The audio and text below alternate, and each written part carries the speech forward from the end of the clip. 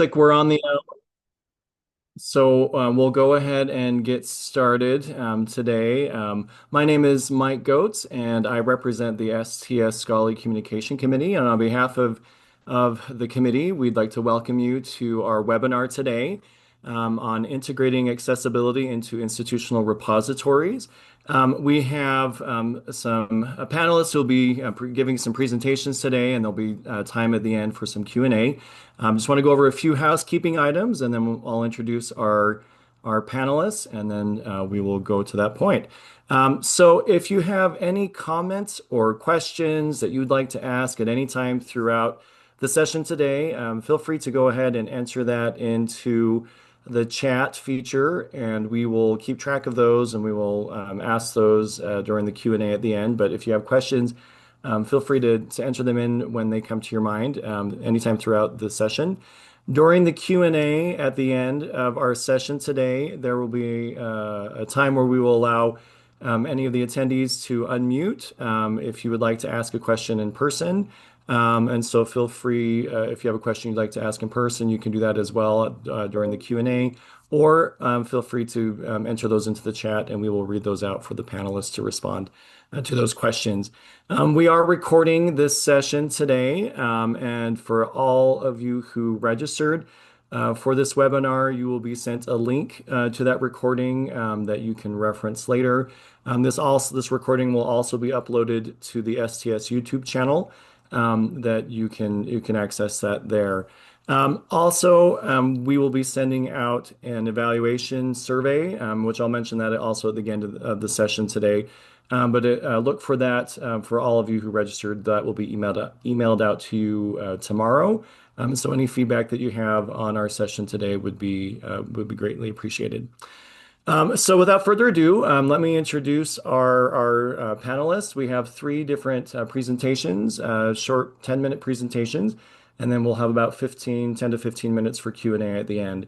Our first speaker is Chris Paintner. He is the Digital Collections and Thesis Remediation Specialist at California State University in Chico. Our next presentation will be by Kristin Briney, a biology librarian at Caltech, and Rachel Woodbrock, a data curation librarian at the University of Michigan. And then our third presentation will be by Abbie Norris-Davidson, Digital Initiatives Librarian and Associate Professor at the University of Mississippi. And without further ado, we will turn the time over to Chris for our first presentation. Awesome. Thanks for the introduction, Mike. Go ahead, share my screen here. Okay. So let me just jump in here and start with kind of a high-level overview, real quick and dirty explanation. I think some people, or maybe all of us, are aware of some of the changes coming to accessibility requirements in April of this year. An April 2024 DOJ ruling mandated the Web Content Accessibility Guideline 2.1 AA standard, which was previously just a guideline to help us figure out how to implement accessibility per the ADA, is now the requirement for ADA compliance. And as you can see here in California, we're legally obligated to abide by federal laws, by our state laws. So these requirements do create a higher burden, and they do require more hands-on management of accessibility, but incorporating accessibility into content in our IRs also creates a better quality resource that improves our user experience. I feel that we do owe it to our users to do everything in our power to make sure they have the best possible experience, and that does include making resources more accessible. Making our resources accessible provides a more equitable experience for all of our users. It's a way to let them know that the repository is a place for them and that we do value the diversity in perspectives and experiences. And it does have the added bonus also of just increasing the possible reach and spread of our work. If we make our works in our IRs more accessible, more people can utilize them, and that improved functionality that comes with accessibility, like bookmarks, embedded content instead of images at text, clearer data tables, are just some of the ways that we can make the works overall better by implementing accessibility. So here in Miriam Library, what does our work look like? So our workflows are primarily focused on accessibility in graduate projects and theses, although we do also address accessibility in faculty publications, undergraduate honors and general education papers, and capstone papers from our liberal studies programs, and a couple of campus journals. For our graduate theses, our graduate studies office sends them to us for deposit after the students have been cleared and awarded their degrees. So this workflow leaves us with limited options to address major accessibility issues at this point. We can't typically change the submitted works or go back and make any modifications, so we have to work with what we've been given. For faculty publications, we can usually add tags to the PDF if we need to do that for accessibility, but also if they have the author's accepted manuscript, we can go back into the Word document and we can utilize some of Word's accessibility functions to make the final PDF more accessible, although we tend to do less of this. We've also had a chance to work on two different journals here on campus in our IR. We archived one that was a historic journal that ran from the 70s till 1991, and another that just finished publishing its last issue in 2025. Um, Looking at historic content versus current content, it requires different levels of accessibility per that TOJ ruling.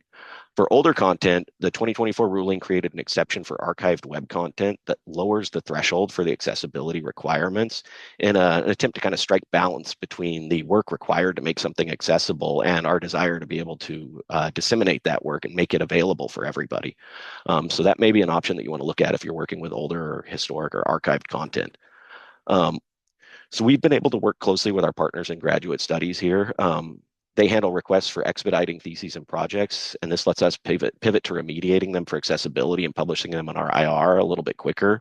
So we've had a situation where a student was graduating and within 2 months of graduation wanted to make sure that their thesis was available for a museum exhibition, and we were able to accommodate that request by working with our graduate studies office and provide an fully accessible and WCAG 2.1 compliant version of their thesis to include it with their exhibition.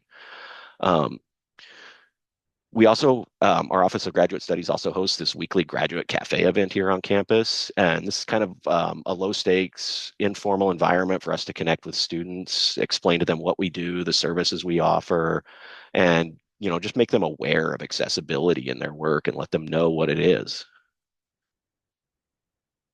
So some of the issues that we run into, we really generally encounter two different types of challenges for accessibility with our IR content.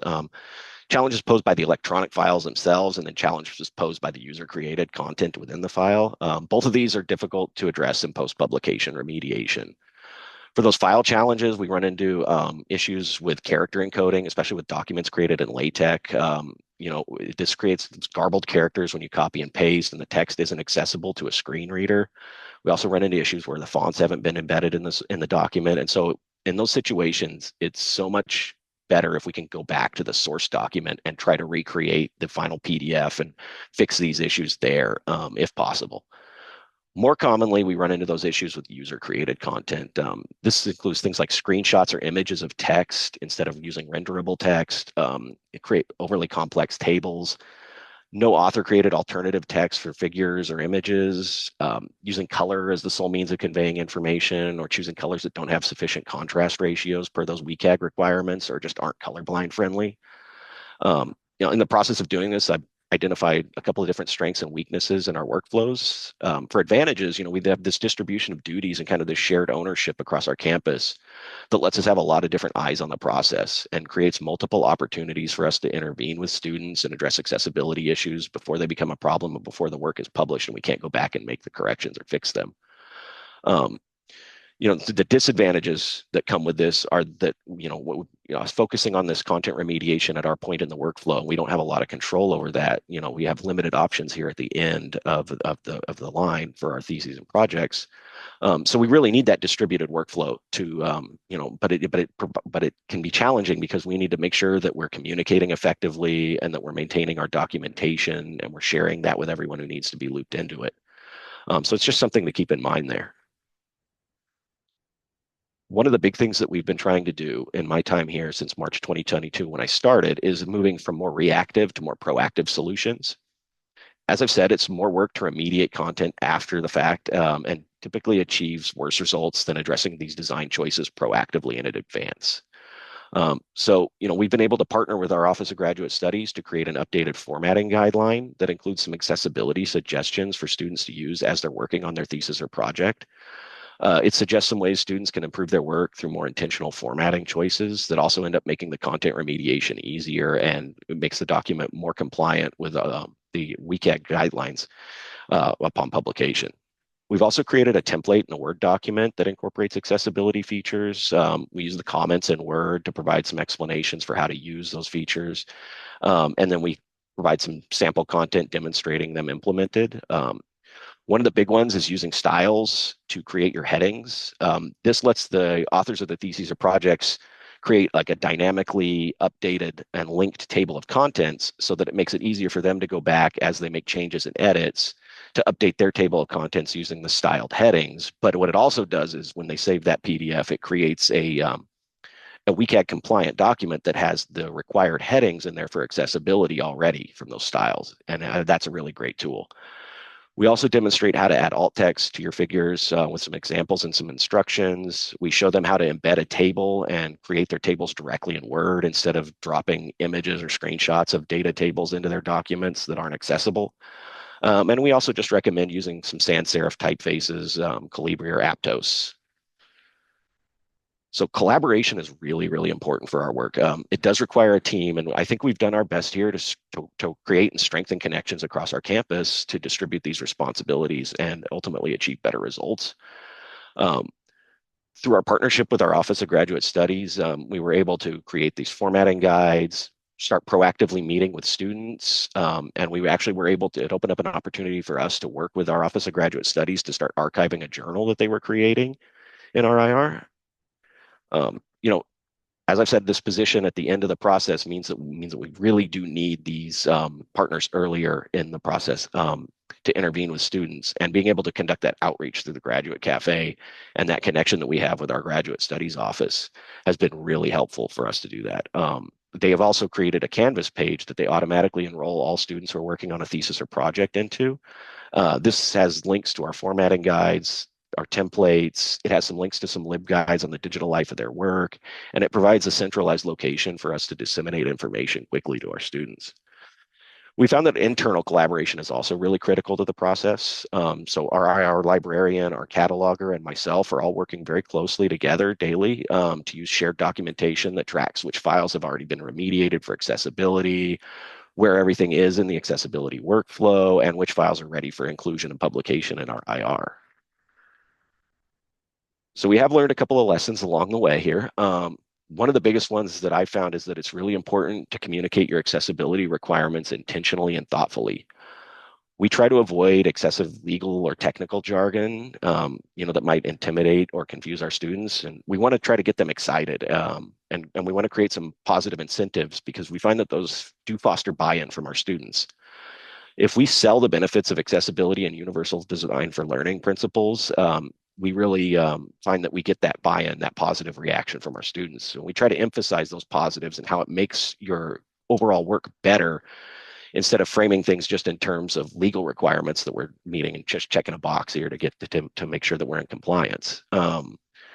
We have found that this work is just too large for one person to manage. And so you need to maintain those partnerships, make those partnerships on your campus, and then maintain that communication and documentation, just stay on top of that. We also found that students don't really always have the Word or LaTeX expertise to reliably be able to implement accessibility solutions on their own. And so we find that you need to be ready to provide support and meet with them to demonstrate how to do these things and troubleshoot with them all along the way. Grad students here at Chico State are able to make appointments with me for accessibility consultations and support, both in person and via Zoom, or asynchronously via email, just whatever works best for the student. We try to meet them wherever they need to be met at. But we find that they do get excited when you explain the benefits of accessibility and frame it in a way that's positive. They do see the value in making their work more accessible, and we try to emphasize that.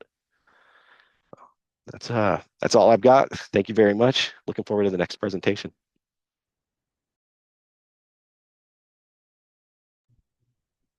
Great. Thank you, Chris. Okay, Kristin and Rachel, we'll turn the time over to you. I'm similarly going to take just a second to set up my screen. Oops.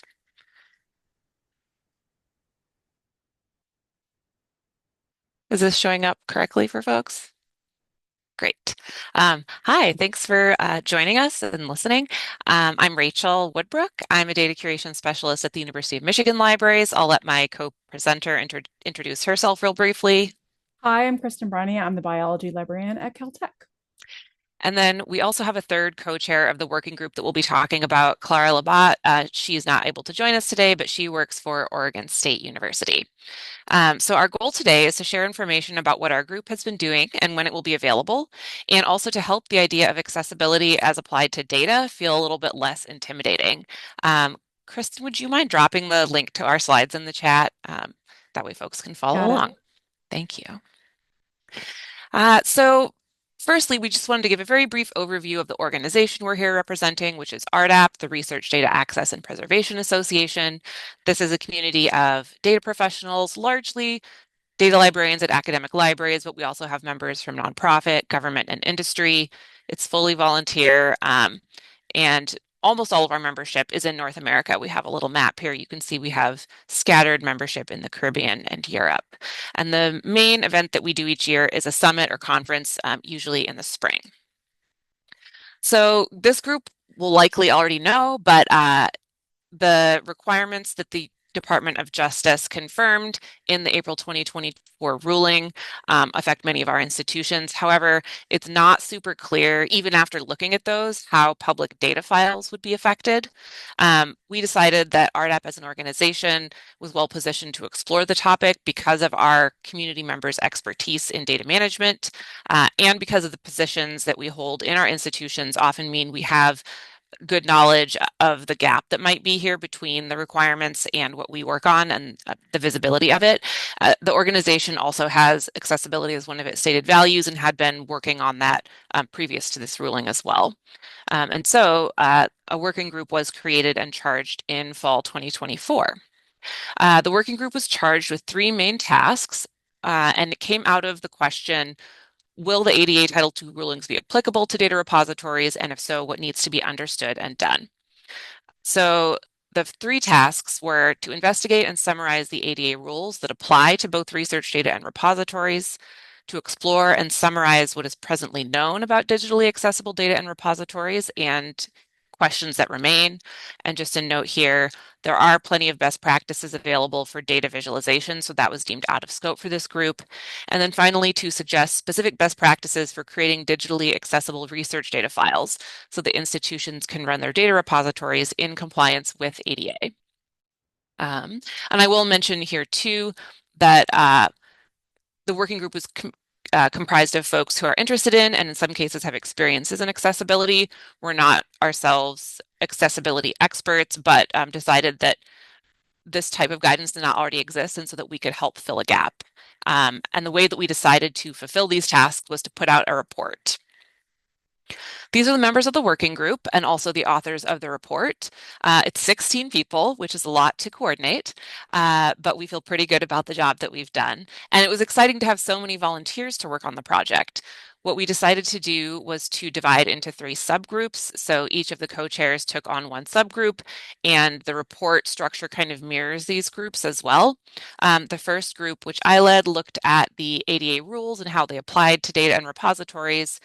Clara led the subgroup looking at repository platforms, and then Kristin was the co-chair for the data subgroup looking at specific guidelines for different types of data files. A really quick overview of our timeline. We've been working on this since fall 2024. Right now we're doing our second round of revisions based on feedback that we solicited from people who are accessibility experts, as well as assistive technology users to make sure that those that expertise is represented. We're going to spend this next month in that second round of revisions, and we hope to have the report completed in March and ready to share by the RDAP Summit, April 2026. We are also planning to put out a blog post and advertise it in some other research data management venues we're in, because as far as we know, this will be the first resource really digging in and mapping those ADA requirements and WCAG onto the data repository context specifically. And just a note on the report overall before we dive into the different sections. Right now it is about 120 pages, which is very long, but we don't anticipate that folks are going to read through it, but rather that they will use it as a reference. And we have decided to release it as a Word document rather than a PDF because of some inherent accessibility challenges with PDFs. So the ADA subgroup, which I headed up, started by identifying the standards and requirements that underlie the ruling. We read through a lot of those documents and mapped them onto the data repository context. And this section covers the ruling itself, what it applies to, what is changing, who is subject to those requirements, what the exceptions are, and compliance timelines for different types of institutions. We also talked about accessibility versus availability. If you are in the research data management space, you may have, or in the open scholarship space, you may have heard this acronym FAIR, where the A does stand for accessibility, but is not the same type of accessibility, so we differentiate those concepts. We talk about the applicability of the ruling to data and repositories, and one thing I would like to highlight here is that we adapted the Association of Research Libraries resource. They put out a short report called ADA Title II Regulations, Implications for Libraries, that included a table for analyzing particular types of content against the exceptions. So we have that in the report to the best of our knowledge, and basically came to the conclusion that it is likely that most repositories and their content will not be exempt. Not to get too much into the weeds, but I do also want to highlight, because of the complexity of what we're talking about, that complex databases or files that are equally inaccessible to any human are explicitly outside the scope of the ruling. And then finally, we talk about the accessibility standards and principles. WCAG, we give a brief summary and history of that. WCAG ICT2 ICT, which is not the same type of requirement. ICT stands for Information Communication Technologies. That basically talks about sort of non-web files, which maps pretty closely to some of what we are looking at. And then we go into more detail on the 4 principles of WCAG, of how WCAG talks about accessibility, which are perceivable, operable, understandable, and robust. And I will pass it over to you, Kristin. Thanks, Rachel. So for the report section, or the repository section of the report, there's a lot to cover. We talk a lot about WCAG. I'm sure everybody on the panelists today will talk about WCAG, but there's actually quite a lot that goes on beyond that, including the basics from like, what scenario are you in? Are you hosting your own repository? Is a vendor hosting it for you? Are you developing it? And that the amount of control you have over the repository and its features. Beyond that, there are basically roles and responsibilities that you have to assign within your organization for who's actually going to do what, because it's not just a one-person job, like Chris said. Looking at the platforms themselves, accessibility does vary by platform, and there are a bunch of different features that you can look at that I don't have time to get into today. But again, this is where you can actually use those WCAG standards to evaluate the features of a repository. But that's not the only consideration. There's actually a lot of documentation that goes on when it comes to accessibility, policies and procedures, writing an accessibility policy, which is your internal document for how you're going to manage accessibility, an accessibility statement, which is the external promise of what you're going to do around accessibility, and then the accessibility plan is how you're going to get from A to Z, because you're not going to magically make your repository accessible overnight. Probably. Maybe you're lucky, maybe you will, but it may involve several steps. Oh, can you go back, Rachel? I'm not done yet. Other documentation to be aware of is VPATs, which is Voluntary Product Accessibility Template. I think that's what the T is, from vendors. If you're using a vendor-based repository, they may have accessibility information there to look up. One other consideration that we talk about in the report is remediation, is how are you going to respond to someone saying this is inaccessible, or you identifying something inaccessible about your platform. And then in the report, we'll have a list of resources, including resources for assessing the accessibility of a repository, and just general resources for around this topic. What I will say for the repositories, there's a lot to consider, and you probably aren't going to be able to do this overnight. So make a plan for how you're going to tackle it, probably in stages. Right, next slide, Rachel. The third part of the report is about data itself. And the challenge here is there's pretty good guidelines when it says, okay, here's a Microsoft Word file. Here's how you make it accessible. Here's a PDF file. Here's how to make it accessible.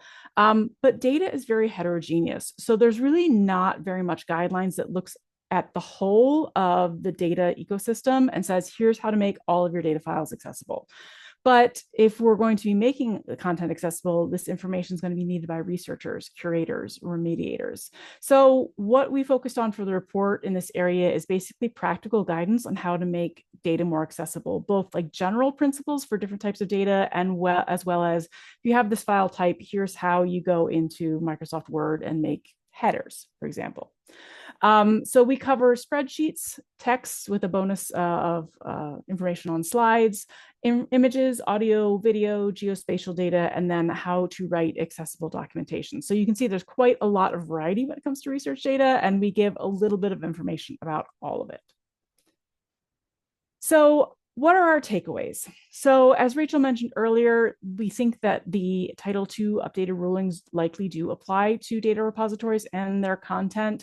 You know, the rulings were not made with repositories in mind, meaning it's not quite so clear. But if you actually look through the list of exemptions, it doesn't seem that data and data repositories really qualify for many exemptions. Rachel already pointed out the database exemption.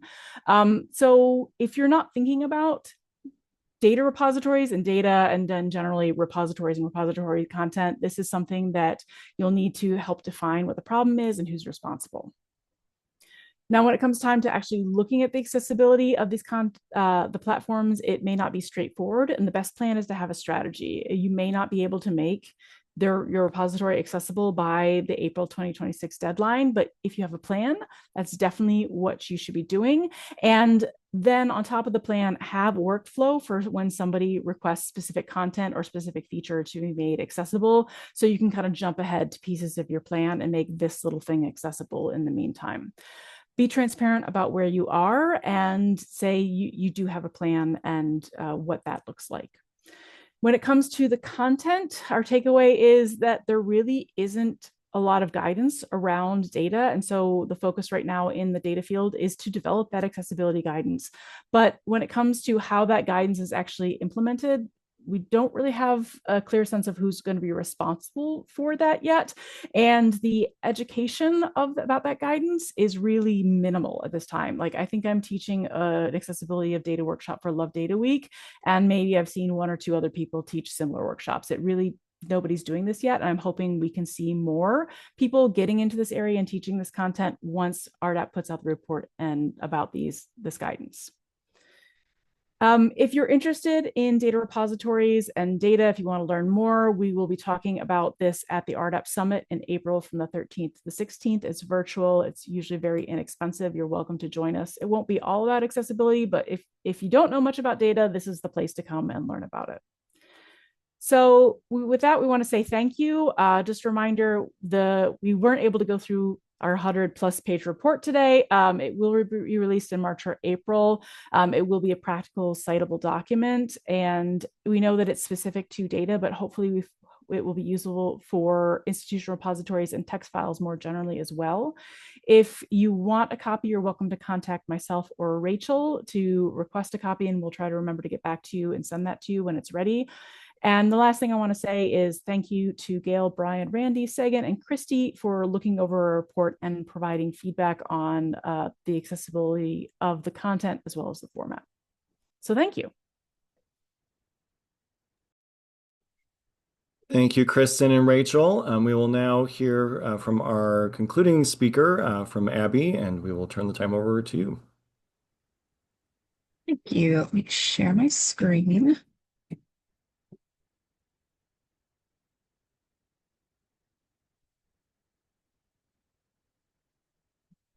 All right, you see that?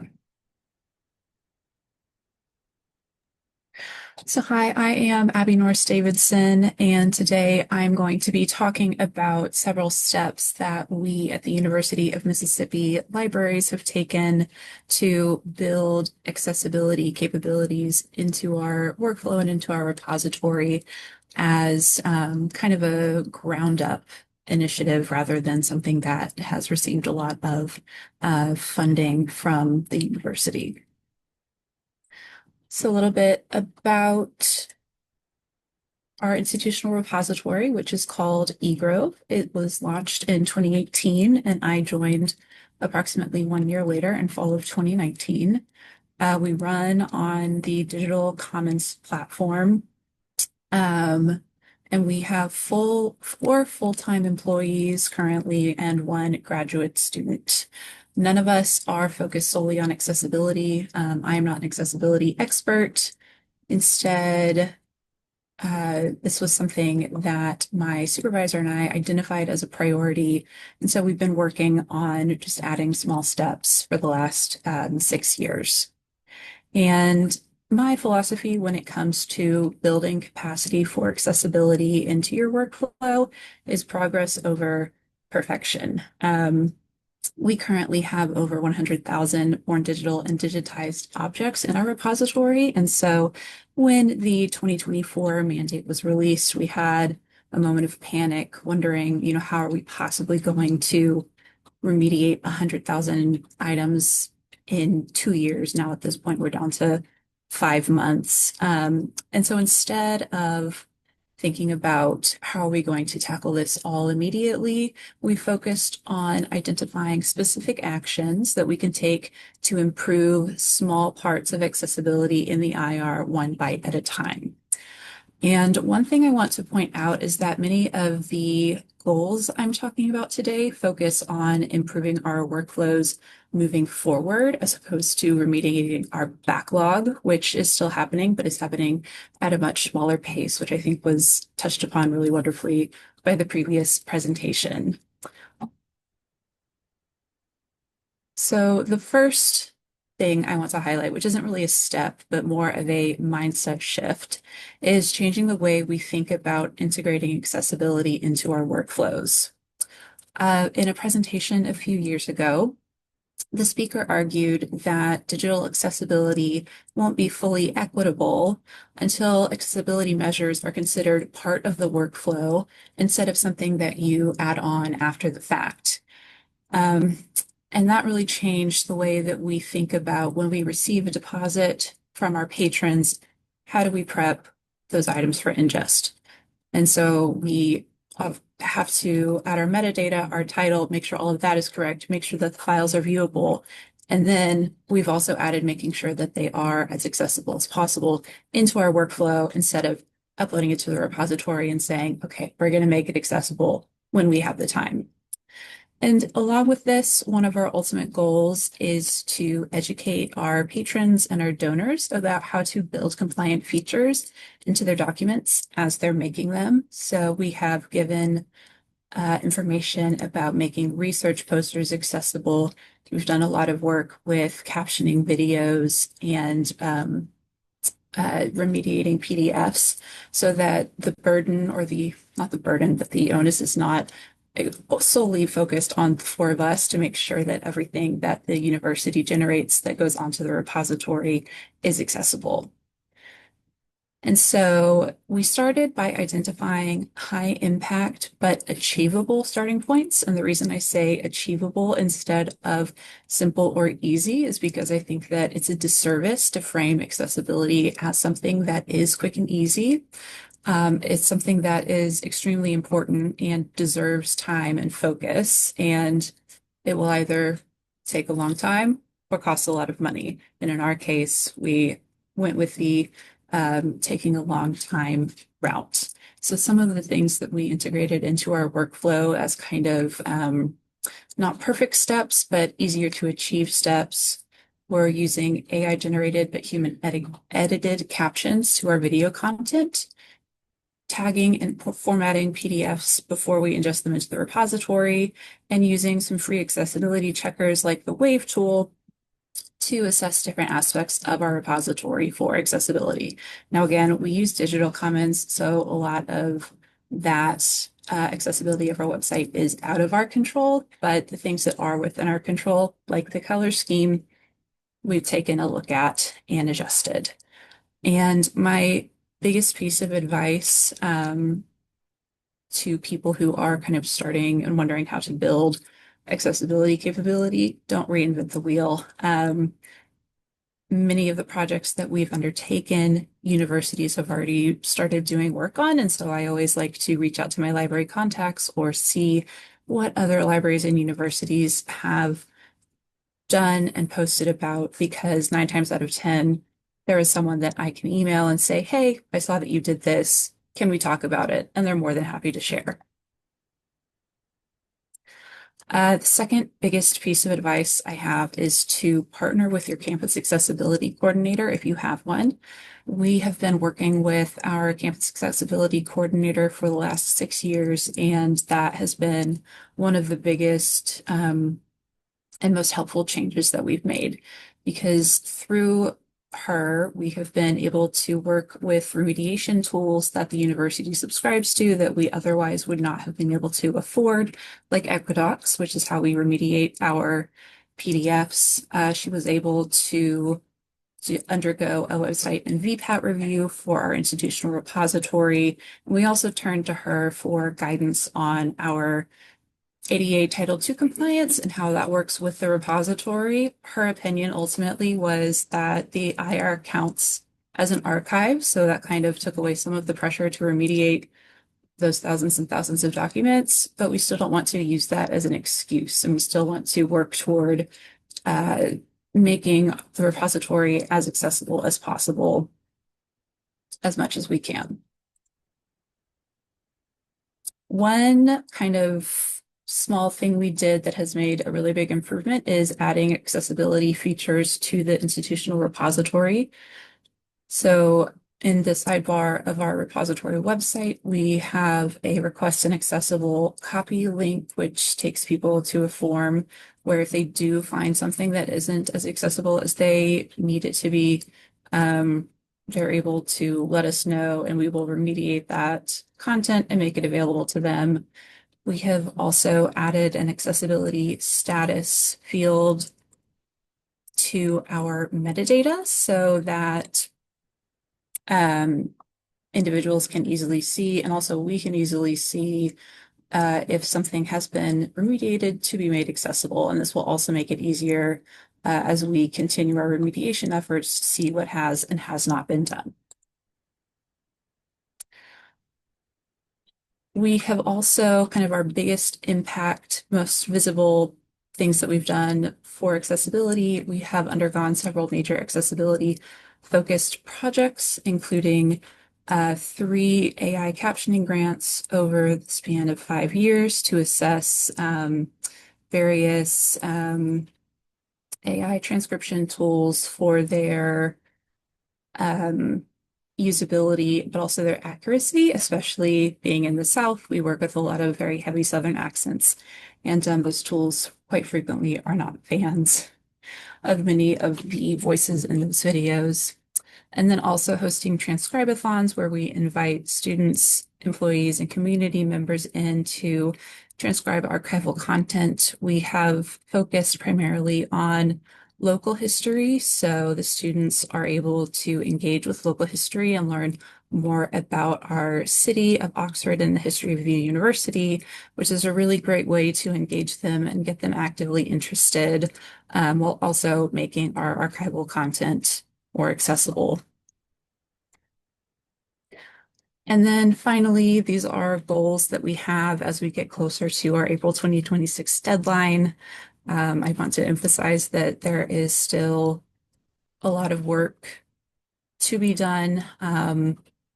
And yes, we're eating the elephant one bite at a time, but we ultimately would like to officially publish guidance on how to make documents for the IR accessible and establish minimum accessibility requirements for deposits that we can communicate with campus partners, again, so that we can encourage building accessibility from the get-go instead of adding it as an afterthought. That's all I have. Thank you for your time. Thank you, Abbie. And thank you to all of our panelists for your presentations. And so we have some time now for some Q&A. Some of you have already been entering in your questions in the Q&A feature. You can also, if you would like to ask your question out loud, you can go ahead and just raise your hand, and then we will unmute you to answer that question. So we'll just invite all the panelists to unmute as questions come in, and Siobhan was going to kind of moderate some of those questions that have already come in through the Q&A. Okay. Hi, everybody. So there have been a couple of questions that have already been answered in the Q&A field. So I'll begin with the ones that have not yet been answered. So we have first question. I believe this was for our third group of presenters. Are the individuals manually verifying each file for accessibility remediation, or are there software tools available that enable users to batch process files, such as converting PDFs to HTML format? And I think anybody can answer that if you would like.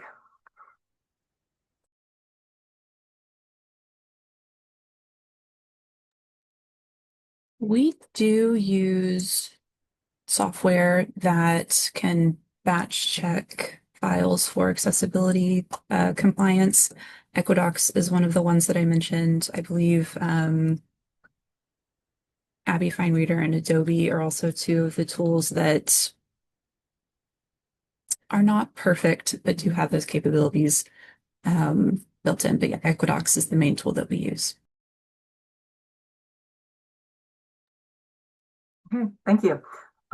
Second question for the folks at Mississippi. Did the legal team at University of Mississippi review the idea that the repository counts as an archive? That's a great question, and I need to follow up with our accessibility coordinator about that.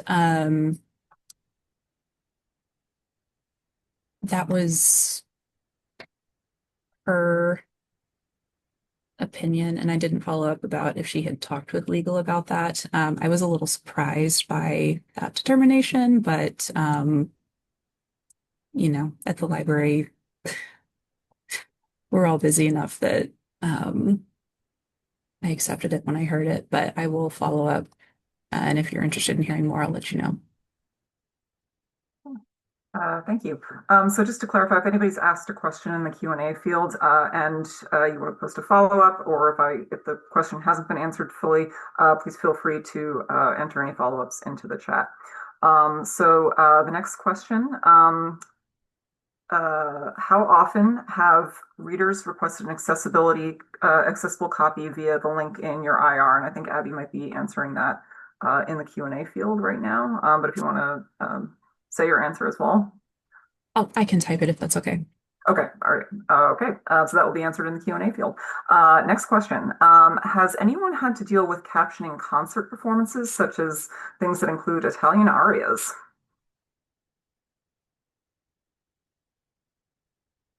I guess things that sound a little bit more complicated than just someone speaking directly into a transcription, easily transcribed format.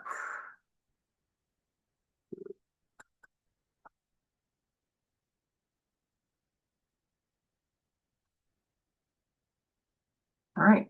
Not yet, I think is the answer, which also comes from, I think, the silence of many of us. I personally have not had to do that myself in my role as an IR administrator. Yeah, I don't know how common that is, but someone will need to do it eventually, I think. So next question, is Equidox a subscription? I think the question is Equidox a subscription database? Andrea, if I did not relay that question correctly, please correct me. It is subscription based. Okay, so it is subscription based.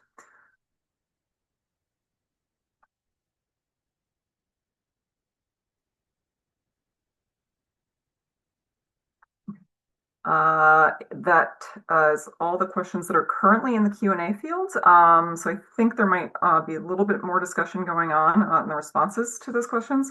But if anybody else has any questions, feel free to raise your hand. You can unmute yourself, or you can post it into the chat or the Q&A field.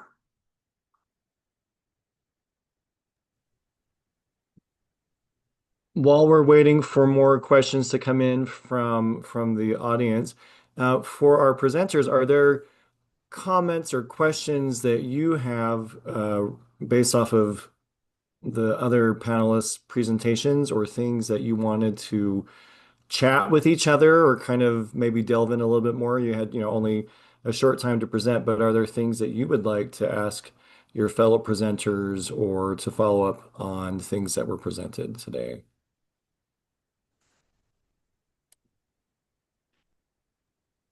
I was just really quickly going to highlight that this was sort of a conversation that was happening in the question after it was initially answered, but I think there is a lot of complexity and nuance to how different institutions, legal counsel interpret things, and so everybody should refer to their own institution's general counsel, legal counsel to know how that's going to be interpreted.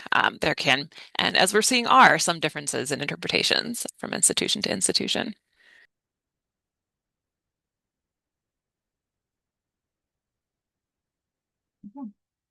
So we have another question in the chat from Andrea.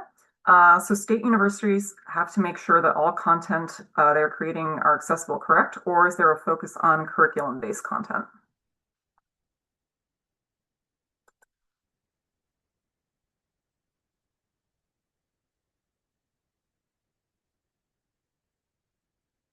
So I think that might be a two-part question. So I'll rephrase it. Are we focusing, when it comes to accessibility in repositories, are we focusing on all of the material that's in the repository? Is that part of the requirement? Or are we focusing just on the curriculum-based content? I'm not the right person to answer this because I'm at a private university, but my interpretation is it's everything. It's anything that you post online, both the platforms and the content.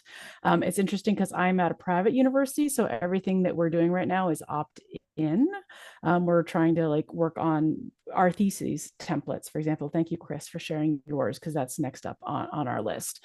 But the pressure is very different for us. So it really is depending on where you are at, as how deep you are into the accessibility wormhole. Thank you. And I think Chris might be answering a question in the Q&A field to a question about how successful the templates have been at Chico. So look to that Q&A field for those who aren't keeping track. So I have another question. Would a general piece of advice for us be that we each seek our institution's legal opinion on what library's content needs to be addressed for accessibility and in what priority? And just in case that's been answered already, we would like to get opinions from the rest of the panelists. Rachel's maybe already answered that question. So the advice that I have heard is yes, you should consult with your own university or college's legal team because the library is part of the university. And so if someone were to lodge a complaint against something that the library had done or not done, you would be able to have the protection of legal saying that you had already conferred with them and they had guided you through the next steps.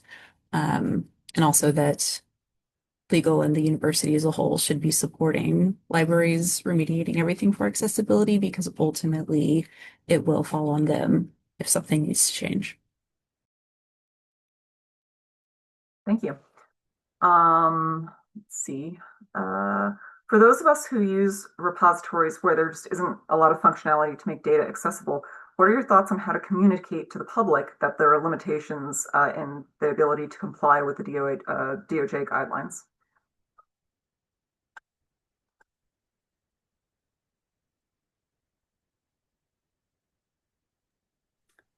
My focus is the data part of this. And so I think there just needs to be a lot more communication in general because the people who are making the content don't realize it needs to be accessible, let alone the users themselves.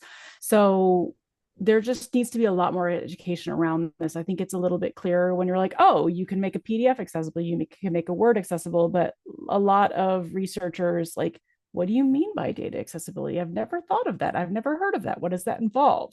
So I think there's different venues that need to be communicated more broadly, both like, okay, if you're using a repository that's not accessible, communicating with the repository administrators about that and requesting remediation. But then like, this is just something that has to a discussion that has to happen in the broader community that just is only now starting. So I'm not sure I answered your question. Rachel, you have an opinion? I was just going to build on what you were saying, Kristin, in terms of we referenced really briefly the FAIR principle, right? Findable, accessible, interoperable, and reusable. But that distinction between availability and accessibility, like some things are not, there's a spectrum, right? And so something that is in a proprietary software format that nobody except somebody who subscribes to the software can get into is also pretty inaccessible. And in many cases, I think what we see with data in particular is that it's already, we're not always even meeting the basic standard of availability or accessibility, right? And there are many common recommendations that we make for data curation or item curation that are very much in line with accessibility, even if they don't get us all the way there, such as using open file format, such as consistent and logical organization of data and documentation, right? So yeah, thinking about, I think another way to think about it too is being transparent about where you are and how you're planning to get to full compliance demonstrates that you have a plan, and it also demonstrates that you are invested in making your items accessible. I think that in many cases, users are very open to the idea that, for instance, our documents repository, which we didn't talk about, but has hundreds of thousands of items. And so having transparency about where you are and what your plans are, and having a way to address individual requests when they do come in, I think are key there. I'm going to add one quick thing because I think it really speaks to the momentum of where our little subfield, the data part, is when we talk about FAIR, because that's like such a huge acronym in our field right now. And accessibility doesn't mean accessibility in FAIR. And this is the way that we're driving. So it's like, for your documentation to be maximally reusable, make it a TXT file. But TXT files are not accessible. And so we just have to completely reroute like this momentum that we've generated and that people are starting to finally buy into, and like, wait, that's not actually accessible. So I think there are much larger issues going on in where we're going as a field.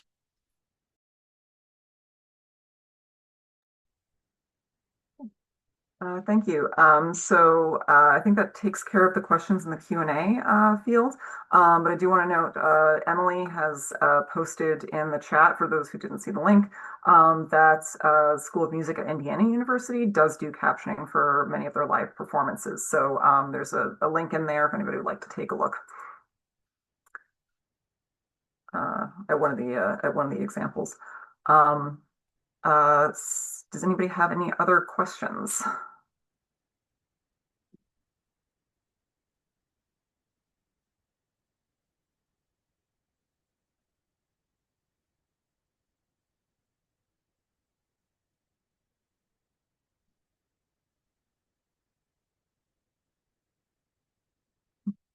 Well, I think unless anybody else would like to raise their hand or throw something into the Q&A, I think I will throw it back to Mike at this point. Great. Well, hey, thank you so much, and thank you to our presenters for taking the time to share your insights and to help with this discussion and answering the questions. Before we kind of wrap this up, are there any lasting impressions from any of our panelists or closing thoughts that you'd like to share today? And if not, no pressure. We didn't prep you for that, but if there's anything that you wanted to share, kind of parting thoughts from our discussion today. Yeah, Rachel. I was just going to say, I know that the conversation is largely framed by the new Title II ruling, but also, as Kristin was saying, speaking from the data field in particular, it's actually really exciting to feel some momentum coming down from the institutions are starting to think about this and having to think about it. And so there are many challenges. And I think a lot of people, including us, feel the capacity issue coming into play. And certainly, like, resources are going to be needed. And I don't think that most institutions have figured out what that's going to look like yet.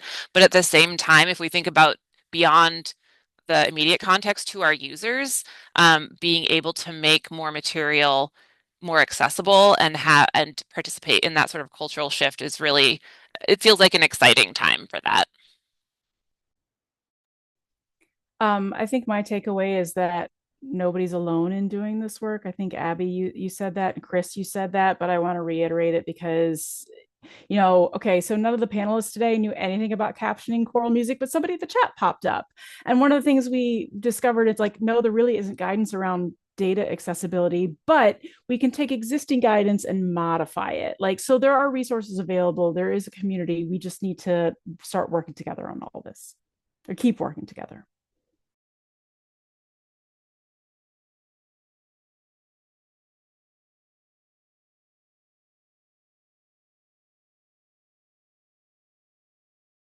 And we have one last question actually in the chat. Are you aware of any vendors that can audit or provide remediation services for repository content?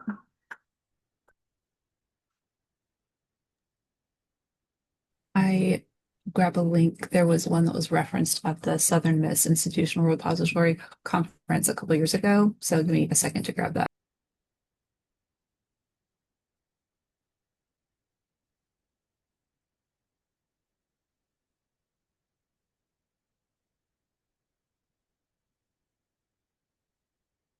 So while we're waiting for that link, I think this is officially the final call for questions because we are wrapping up on the hour. But I think the panels have shared their slides, and I think all of this will be available for follow-up after the fact if you have your contact information shared. I believe that will be going out or was included in some of the webinar materials.